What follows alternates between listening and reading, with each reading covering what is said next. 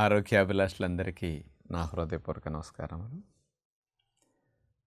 పంచదార వాడకం రోజు రోజుకి బాగా పెరిగిపోతుంది. పెద్దల కంటే పిల్లలకి ఇంకెక్కువ మొత్తంలో వెళ్ళిపోతుంది. డైరెక్ట్గా పంచదారని వాడకపోయినా స్వీట్స్ రూపంలో మనం తయారు చేసుకుని కొనుక్కునే రెడీమేడ్ ప్రొడక్ట్స్ ఉంటాయి కదా, biscuits, chocolates, ice creams, cool drinks, జాములు, ఇట్లాంటి వాటిలో ఇట్లా రోజు మొత్తం మీద పంచదారని తెలుగువారు 37 గ్రాములు సగటున వాడుతున్నారు. 25 గ్రాముల లోపు వాడేవారందరినీ లోవర్ కన్జంప్షన్ అని స్టేట్స్ కింద డివైడ్ చేశారు.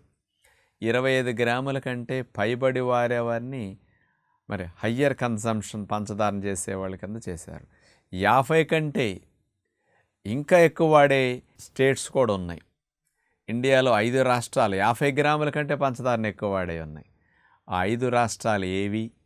మనం 37 గ్రాములు వాడుతున్నాం కదా.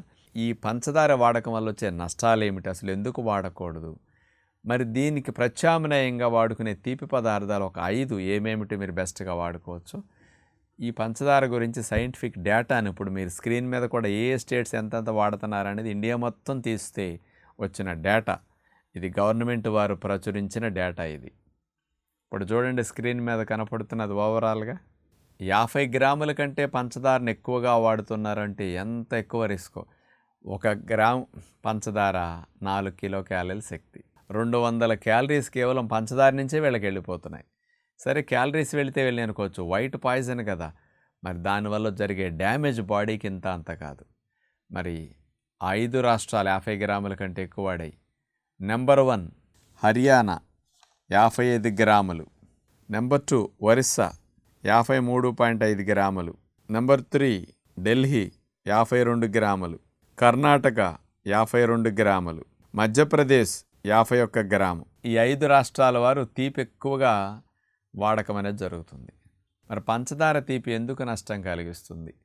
చెరుకు రసము మరిగించేసరికి నల్లగా అవుతుంది. మరి తెల్లటి పంచదారగా రావాలి అనేసరికి ఎంత కెమికల్ ప్రాసెసింగ్ జరుగుతుంది అంటే డైరెక్ట్ చక్కెర రక్తం లోపలికి తీసుకుని వెంటనే వెళ్ళిపోతుంది.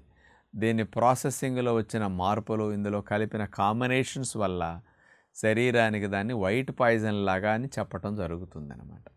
మరి ఇలాంటి పంచదార వాడకం వల్ల ఏమి నష్టాలు వస్తాయని తీసుకుంటే, మొట్టమొదటిది దంతాలకి. మన నోట్లో ఉండే దంతాలండి 1100 డిగ్రీల వేడి వరకు తట్టుకునే ఎనామిల్ని కలిగి ఉన్నాయి. పైన కవచం ఎనామిల్. ఈ ఎనామిల్ కూడా పంచదారకి డ్యామేజ్ అయిపోతుంది. అందుకని పళ్ళు పుచ్చిపోవటం. 70% జనాభాకి ప్రపంచంలో పుచ్చిపన్ను ఉండటానికి పంచదార నెంబర్ 1 రీజన్.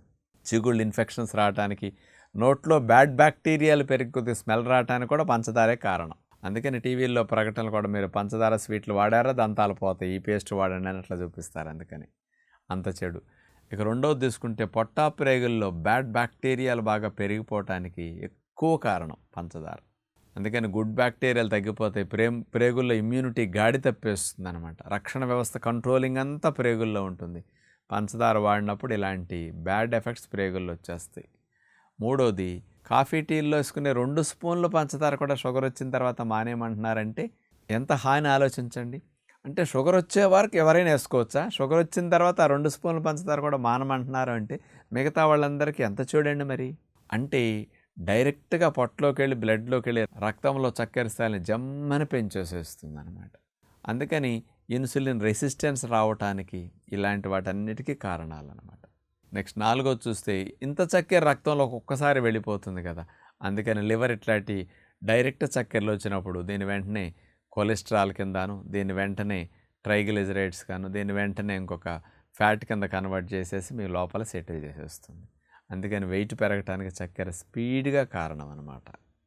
బాడీలో ఇన్ఫ్లమేషన్, లో గ్రేడ్ ఇన్ఫ్లమేషన్ పెంచడానికి పంచదార పెద్ద కారణం అవుతుంది. అందుకని బాడీలో ఇమ్యూనిటీని గాడి తప్పేటట్టు చేసేస్తుంది.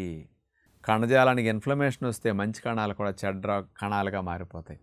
పంచదార క్యాన్సర్ ప్రేరకమని మరవకండి.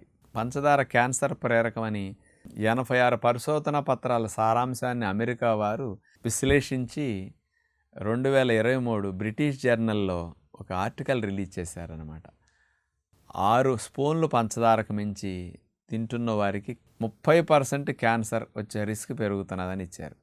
క్యాన్సర్ వచ్చే అవకాశాలు మనలో 30% పంచదార 6 స్పూన్లు మించి. మనం మరి 7-8 స్పూన్లు అంటే 37 గ్రాములు వాడుతున్నామంటే సగటున 7-8 స్పూన్లు. ఒక జ్యూసులోనే 3-4 స్పూన్లు వేసేసుకుంటారు కదా చాలామంది.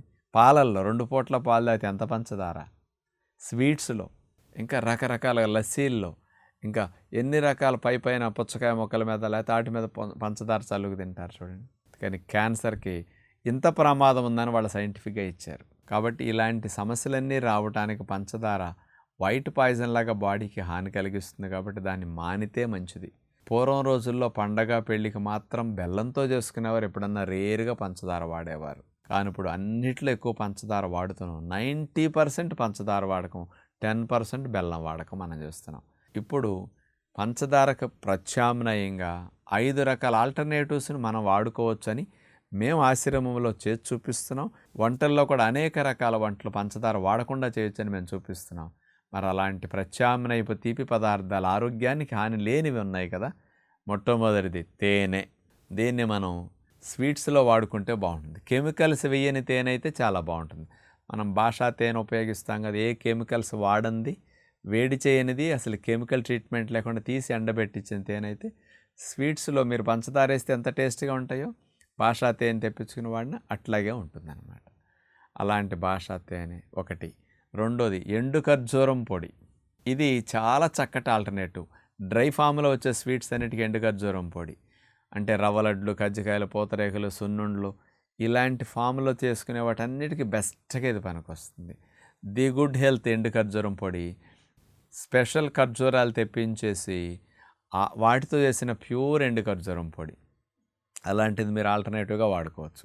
పండు ఖర్జూరం ముక్కలు చేసి వాడుకోవచ్చు, పేస్ట్లో చేసి వాడుకోవచ్చు. పండు ఖర్జూరం సిరప్ కూడా, డేట్ సిరప్ కూడా ది గుడ్ హెల్త్ వారు కూడా మీకు ఇప్పుడు హెల్దీది రిలీజ్ చేశారు. అంటే కలర్స్ లేకుండా బయట మార్కెట్లో కలర్స్, ఫ్లేవర్స్, ప్రిజర్వేటివ్స్ కలిపిన సిరప్ ఉంటుంది. ప్యూర్ డేట్ సిరప్ను కూడా ది గుడ్ హెల్త్ వారు అందించారు ఇప్పుడు.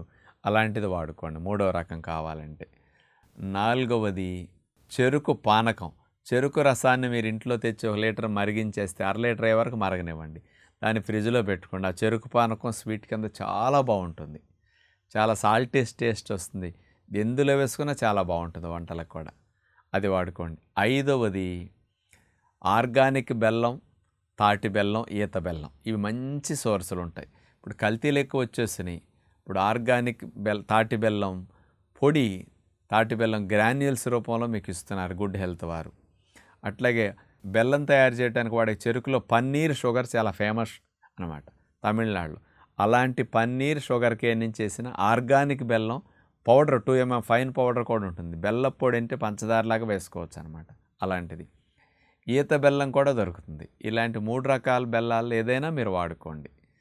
ఇలా 5 రకాల ఆల్టర్నేటివ్స్ పంచదారకు ఉంటున్నాయి. కాబట్టి ఆరోగ్యాన్ని సంరక్షించుకునే విధానంలో మనం కొంచెం అలవాట్లను ఎట్లా మార్చుకుంటే బాగుంటుంది. వైట్ పాయిజన్ అయిన పంచదారని పిల్లలకి నిషేధిస్తే, పెద్దలు కూడా మానేస్తే మంచిదని అందరికీ విజ్ఞప్తి చేస్తూ నమస్కారం.